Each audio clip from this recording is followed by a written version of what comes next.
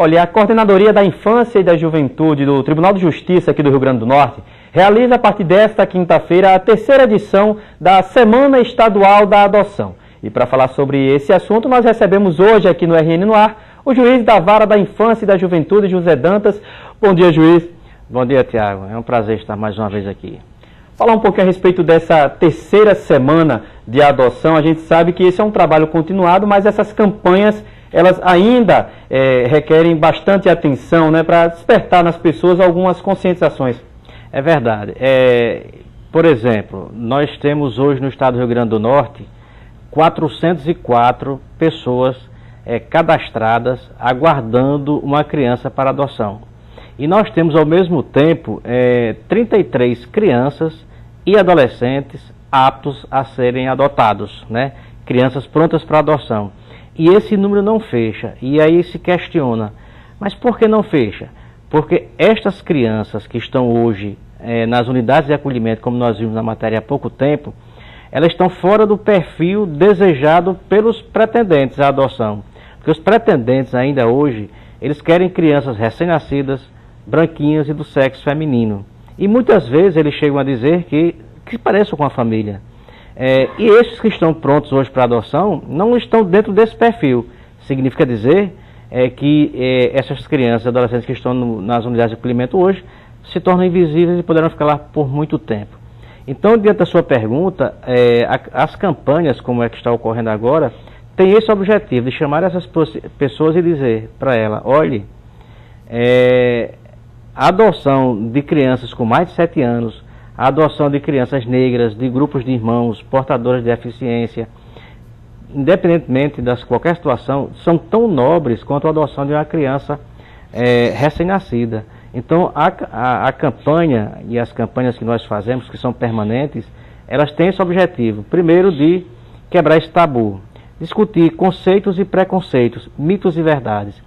Então, esses estão sendo convidados a participar e também abrindo esse espaço, esse momento para a sociedade de uma forma geral. Me espanta porque são 33 crianças e mais de 10 vezes esse número de famílias que querem adotar uma criança.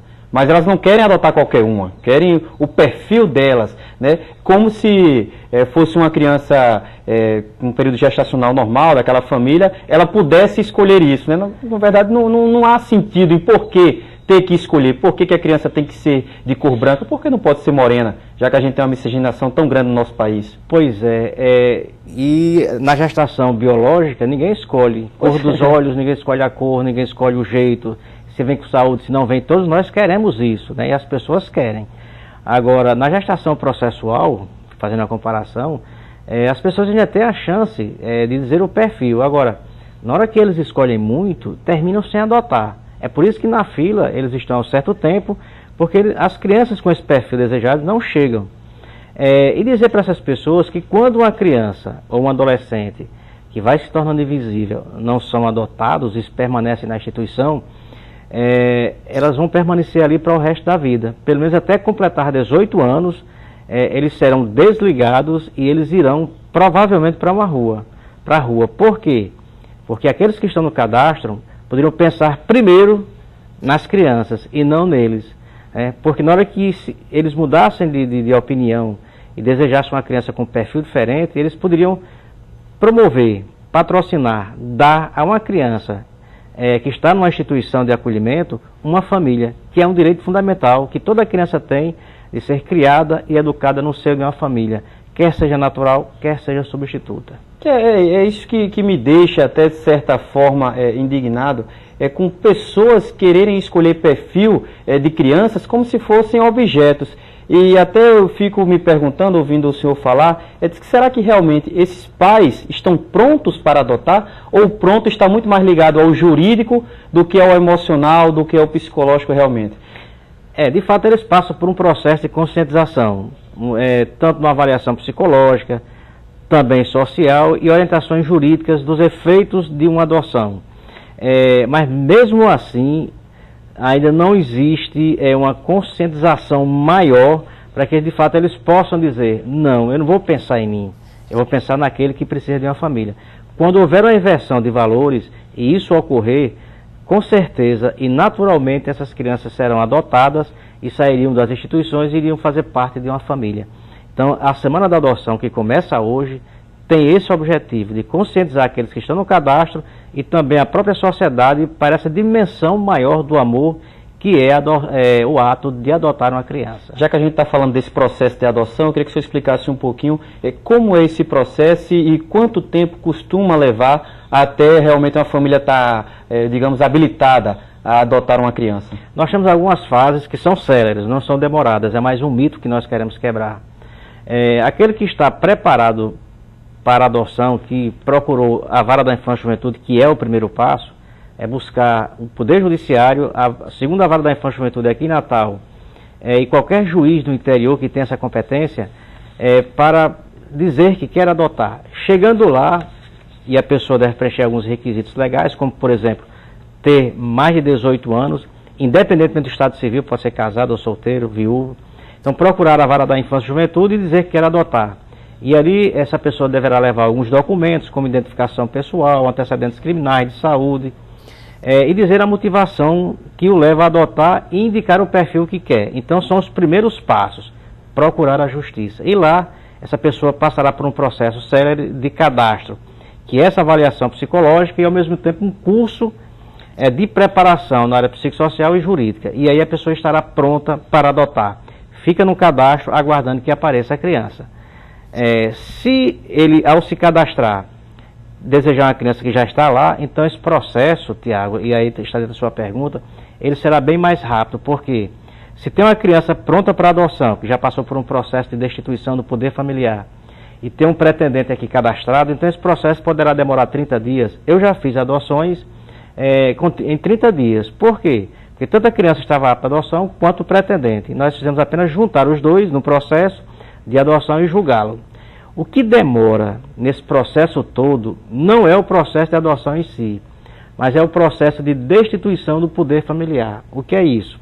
Muitas vezes um pai ou a mãe, ou os pais de uma forma geral, eles impõem violações aos direitos dos filhos, crianças e adolescentes. E se constata durante um estudo social que eles não têm condições de mantê-los, de criar os filhos, porque são dependentes químicos, usuários de álcool, outras drogas, que são violentos, impõem maus tratos contra os filhos, então provavelmente eles percam esses filhos. E esse processo de tirar uma criança de uma família, ele é muito sério e grave. Então, esses pais, eles terão todo o direito de se defender.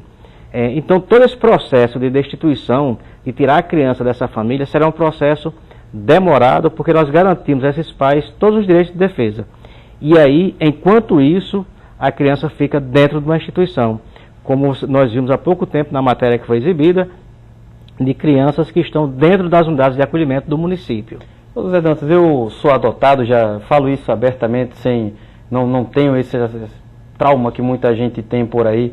Mas quando eu cheguei lá em casa, eu até contava aqui para o senhor, eu cheguei numa caixinha de sapato, me colocaram na porta de casa, meu pai, quando chegou do trabalho, viu aquilo ali, a criança, e aí correu para minha mãe, enfim. E o processo acabou por se legalizar. Hoje ainda acontece muito esse tipo de adoção, ou por conta da evolução da lei, isso não é mais possível, essa questão de deixar a criança na porta de outra família, enfim? De fato, isso era uma prática do passado, né? Antigamente nós tínhamos o que nós chamávamos de crianças expostas. Era alguém expor a criança à porta de alguém. E geralmente esse alguém, por alguma razão qualquer, tivesse externado o desejo de adotar, e alguém ouviu isso na igreja, na comunidade, na vizinhança, e disse, ó, fulano tal quer adotar. Então conseguiu uma criança e punha à porta dessa pessoa. E muitas vezes eram pessoas que eram grupos de apoio, que sabiam e conheciam uma mãe que queria entregar o filho para adoção e dizia, ó, fulano tal quer entregar o filho para adoção. Cicrano quer adotar, desejou isso, deseja isso. Então eles faziam esse trabalho de expor a porta. Isso era uma cultura passada. Hoje não. Hoje, se uma criança foi exposta à porta de alguém, esse alguém que recebeu tem a obrigação necessária de encaminhá-lo, entregar à justiça. Por que isso? Porque nós vamos pegar essa criança, ela não vai ficar numa instituição, vai ficar só o tempo suficiente para a gente dizer, olha, fulano de tal está cadastrado e foi preparado para isso.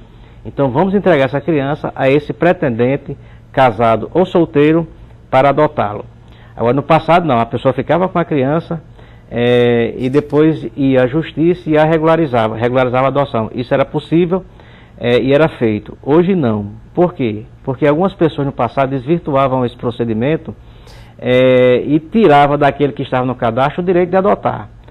Por exemplo, hoje nós temos algo parecido, não como ocorreu na sua época, que era plenamente legítimo e ocorria até por uma questão cultural. Isso evoluiu para os hospitais. Hoje, quando uma mãe vai ao hospital e quando chega lá para ter o filho e externa o desejo de entregar o filho para adoção porque ela não tem condições de criar por alguma razão qualquer, também lícita, idônea, aí chega um enfermeiro, um assistente social, um médico e diz, olha, não diga a ninguém não dê para ninguém que eu já tenho uma pessoa que quer adotar. Então faz essa intermediação no próprio hospital. É tanto que hoje nós estamos trabalhando toda a rede hospitalar e da saúde pública, fazendo um termo de cooperação técnica, para dizer que se uma mãe chegar lá, entregue ao Poder Judiciário, por quê? Porque o Judiciário já tem um casal preparado, que passou por um curso de preparação psicossocial, jurídica, e essa adoção será muito mais segura, tanto para a criança, quanto para o que está adotando, e para o Poder Judiciário como de uma forma geral. Consegue fazer o registro da criança normalmente, nesse caso em que não há essa intermediação do Judiciário? Muitas vezes esses que recebem ficam com a criança e regularizam depois. Também há essa possibilidade. E às vezes algo mais grave ocorre.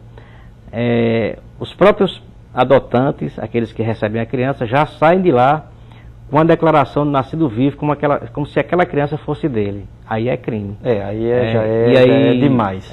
E aí nós estamos trabalhando isso com os técnicos dos hospitais. Recentemente nós tivemos em várias maternidades fazendo palestras para dizer, olha, nós temos aqui 400 e poucos pretendentes cadastrados já há um certo tempo, 1 ano, 2 anos, que estão aguardando uma criança e eles não conseguem adotar porque vocês ficam aqui fazendo essa intermediação. Isso não é bom.